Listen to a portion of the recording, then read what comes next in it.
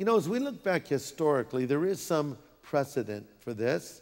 I think it was Malcolm Muggeridge who said, quote, "All new news is old news happening to new people." We can look back historically and see how Rome was something of a prototype of what Antichrist will be like. Rome emerged on the scene with seemingly benevolent gestures, only to later suppress all people under her control and then to demand the worship of Caesar.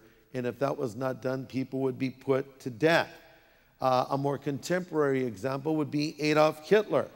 When he emerged on the scene, we have to understand what Germany was like at that time. They had lost World War I. They had been humiliated. Morale was at an all-time low. Their economy was in shambles. And here comes this charismatic orator and communicator, Adolf Hitler, speaking of the glories of Germany, a seeming voice of authority in the midst of chaos. He told the German people they were a people of destiny, and he promised glories to come. He promised that Germany would rule the world. In fact, he said the Roman Empire would be revived and Hitler would lead as its head. And interestingly, he was able to lead Germany out of a failed economy in 5 years. What a lot of people don't know is Hitler built schools, recovered German pride, lost in World War I, built freeways, and managed to bring this sense of purpose, if you want to call it that, back to the German people.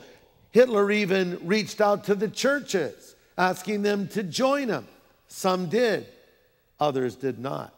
Some courageously resisted him, understanding what it was he was trying to do. Men like Pastor Dietrich Bonhoeffer, who would not support the agenda of Hitler.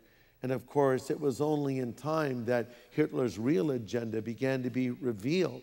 And he went into churches and he took down crosses and put up swastikas. He burned synagogues to the ground and then began to bring about what was known as the final solution.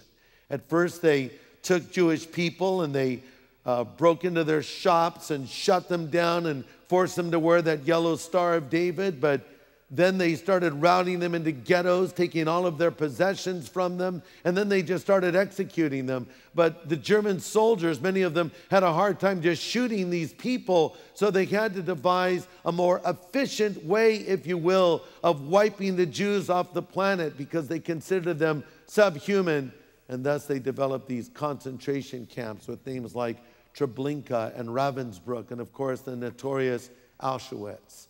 And 6 million Jewish people died.